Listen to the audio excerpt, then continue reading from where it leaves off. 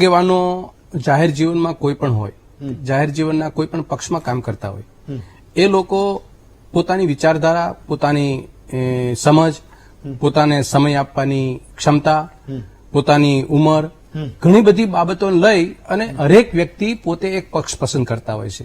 એને જેને સૂટ થાય એ પક્ષની વિચારધારા સાથે રહે. આ વાસ્તવિકતા છે.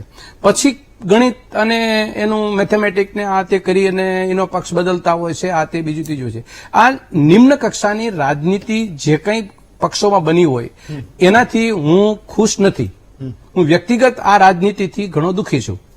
મને આવી રાજનીતિ વ્યક્તિગત રીતે મને પસંદ નહીં, પરંતુ હું લોકશાહી અને લોકશાહીને બચાવવા માટેના જે કંઈ મુદ્દા હોય, જે રાજકીય પક્ષના અને પક્ષની અંદર આગેવાનોએ જે ધ્યાનમાં રાખવા જોઈએ, એ આવા વર્ષો સુધી જે કોઈ રાજકીય પક્ષમાં કામ કરે એમાં દેશ માધ્યમ હોય છે અને એની વિચારધારાને લઈ પક્ષને જે પસંદ હતું એ લઈને એને એ વિચારધારાને લઈને એ પક્ષમાં જોડાણ હતા.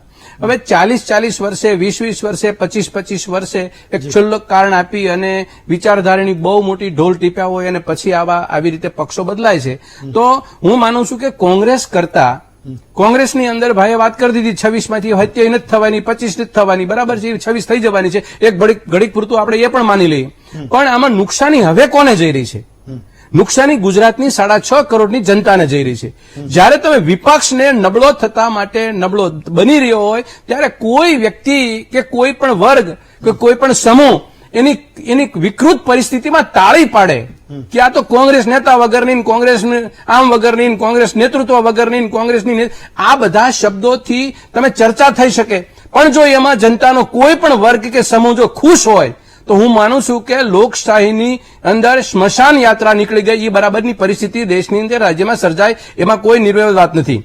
જગદીશભાઈએ વાત કરી, મને ગમી કે વિચારધારાની વાતનું તો કોઈ શૂન્ય નીકળી ગયું છે, બરાબર, વિચારધારાની. પણ અહીંયા અમારામાંથી જે કંઈ બોલે છે 3 મિનિટ સુધી બોલતા હોય અને 4થી મિનિટે જાય છે તો અને સ્વીકારે છે પાછા. તો હું સ્વીકારનાર અને જનાર હું બંનેને એક ખઠેડામાં મૂકું છું કે આજે હું તમને કહું, જે માણસે નંદો તમને નરેન્દ્રભાઈને કીધો એમ તમે બગલમાં બેસીને બીજે દિવસે તમે કેબિનેટ મિનિસ્ટ્રી આપી છે, તો જનાર માણસ તો નંદો જે કીધું તે એ વિચારધારા સાથે હું કે મારો પક્ષ સંમત ન હોય, પણ એ કોંગ્રેસમાં બેઠો માણસ બોલતો હોય તો વ્યક્તિગત રીતે કોંગ્રેસ પક્ષના એક આગેવાન તરીકે હું કહું છું કે એ આવી નિમ્ન કક્ષાની ભાષા ના વાપરવી જોઈતી હતી, પણ છતાં એને વાપરી તો એને સ્વીકારી પણ લીધો. તો સ્વીકારનારા માણસનું જમીર અને જમીન ક્યાં છે? જે માણસને આવું નબળો શબ્દ કીધો. હવે ભાઈ હિટલર અને જનરલ ડાયર જેવા શબ્દો કીધા છે, એ કોણ હતા બધા? એ તમે બગલમાં બેઠાડીને ફોટા પાડાવો છો, તો તમારું જમીર ને જમીન ક્યાં ગઈ? તમારું સોમાન ક્યાં ગયું? એ પક્ષને ક્યાં જરૂર છે? એવી બધી કોઈ ફૈબા કીધા હતા, કોઈએ માસીબા કીધા હતા અને કોઈએ કોંગ્રેસ, અને હમણાં તો અર્જુનભાઈ તો એ બોલી ગયા કે કોંગ્રેસ એ ભારતીય જનતા પાર્ટીની બાપ છે. તો તમે મારો આ બધાના નામો સાથે ચર્ચા કરવાનો સંવાદ માત્ર ને માત્ર એ છે કે 6.5 કરોડની ગુજરાતની જનતા જો આવી ટીકાથી, આવી પ્રશ્નથી જો તાળી પાડે અને તમને કોઈ એવું સમજાવી જાય, એક ગોબર પીરસી અને તમને ગાજરના હલવાનો ટેસ્ટ લાગી જતો હોય, તો એ જનતાને ભગવાન રામ કે ઉપરથી બજરંગબલી પણ નહીં બચાવી શકે. હું ચિંતા એ કરું છું કે ગુજરાતની રાજનીતિ કઈ દિશામાં જઈ રહી છે.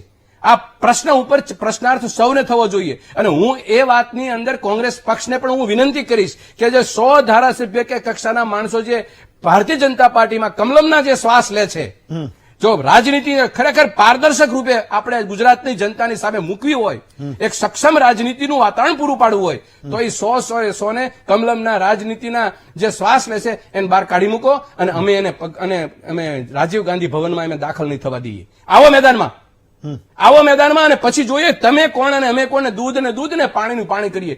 તમારી પાસે ધનના ઢગલા ઉપર બેઠેલા લોકો રૂપિયો ખરીદો, તમારી પાસે સત્તા, બધું કરો અને અમારામાંથી વેચાય છે.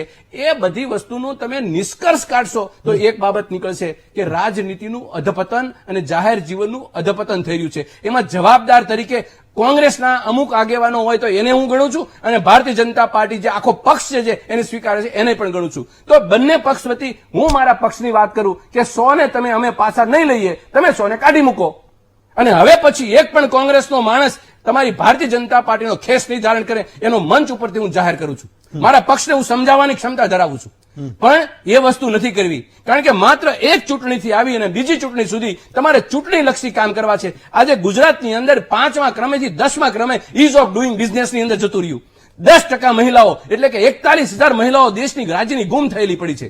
અને આ પરિસ્થિતિની અંદર રાજ્યની પરિસ્થિતિ હોય અને એક ચક્રી શાસન ચલાવનારા માણસો હોય અને આ દેશની જનતાને કે રાજ્યની જનતાને આવી ચર્ચા કરવાનો મોકો મળે. જગદીશભાઈએ જે વાત કરી કે બંને આગેવાનોએ જે વાત કરી, બંને આગેવાનોએ પોતે રામ મંદિરના નામની દુહાઈ દીધી. રામ મંદિરને દુહાઈ, અરે રામ તો અમારા દિલમાં પણ પડ્યો છે. એ વસ્તુ, એ મુદ્દો એના માટે પક્ષ છોડવા જેટલો મહત્વનો હતો. અને અર્જુનભાઈ જેવા વ્યક્તિએ કે ભાઈ અમરીશભાઈ જેવા વ્યક્તિએ એના જીવનની અંદર કોંગ્રેસ પક્ષને મજબૂત કરવા માટે ઘણા બધા પ્રયત્નો કર્યા છે. એવું કે એની નોંધ કોંગ્રેસે લીધી છે, નથી લીધી એ વસ્તુ નથી. પણ અમે કોંગ્રેસ પક્ષના એક આગેવાન તરીકે જે લોકો આ ગાજરના હલવાનો ટેસ્ટ કરી રહ્યા છે ને, એને મારે એક વાત કરવી છે. હું એક નવાબ દેવબંધીની એક બહુ સરસ મજાની રચના છે ને, મારી વાત પૂરી કરું. જલતે ઘર કો દેખને વાલો ફૂસ કા છપ્પર આપકા હૈ, आपके पीछे तेज हवा है, आगे मुकद्दर आपका है, उस के कत्ल पे मैं भी चुप था, मेरा नंबर अब आया, मेरे कत्ल पे आप भी चुप है, अगला नंबर आपका है. આ ગુજરાતની ભૂમિ જાહેર જીવનના લોકોથી સદ્ધરતાથી ખાલી નથી થવાની. વિપક્ષની અંદર બેસી અને દમથી ભારતીય જનતા પાર્ટીની ફાંસીવાદી વિચારધારા સામે લડનારા લોકો છે. હજી 70 થી કે 70 થી જવાથી કોંગ્રેસ પક્ષને આંચ નથી આવવાની. પણ છેલ્લે એક વાત મૂકું, જે કોંગ્રેસ મુક્ત ભારતીય જનતા પાર્ટી કરવાની વાત કરનારા, કોંગ્રેસ મુક્ત ભારતીય જનતા પાર્ટી કરનારી જે વાતો કરતા હતા, એવા લોકોની સામે મને પ્રશ્ન એ થાય કે તમે મિક્સ કર્યા પછી ભારતીય જનતા પાર્ટીનું 1995 ડીએનએ અને આજનું ડીએનએ, એ બેમાં ફરક કેટલો? એ આજે જનતા તમને પૂછતી થશે કે તમારું ઓરિજિનલ ડીએનએ હતું અને આ 100 ભળી ગયા પછીનું ડીએનએમાં ટેસ્ટ કરો કે નહીં. હું મારી જાહેર જનતાના એક આગેવાન તરીકે, એક સમજ તરીકે હું 6.5 કરોડની ગુજરાતની જનતાને વિનંતી કરું છું કે આ રાજનીતિ છે, જાહેર જીવન છે. 2 માંથી 303 પહોંચનારા લોકોની ઘમંડ, પાખંડ, બનાવટ, કપટ, આ બધી માનસિકતાથી આપણે કોઈ પણ જગ્યાએ ભેરાયા વગર વાસ્તવિકતાના દર્શન કરી જનતાના સાચા પ્રહરીને પસંદ કરજો, સાચા પક્ષને પસંદ કરજો. 25 વર્ષ પછી જો આવી રીતે આગેવાનોને ઉછીના લઈ, ખેંચી અને રાજનીતિનું પોતાની દુકાન સલામત રાખતા હોય તો એ શ્વાસ કમલમના લેનારા માણસો એ તમારું ભવિષ્ય કેટલું મજબૂત કરશે એના ઉપર પણ ચિંતાનો વિષય છે. એ જે ડીએનએ ટેસ્ટની તમે વાત કરી, કદાચ કરી લીધો છે કે નથી કર્યો, એ અગલા નંબર હિતેન્દ્રભાઈ કા હે.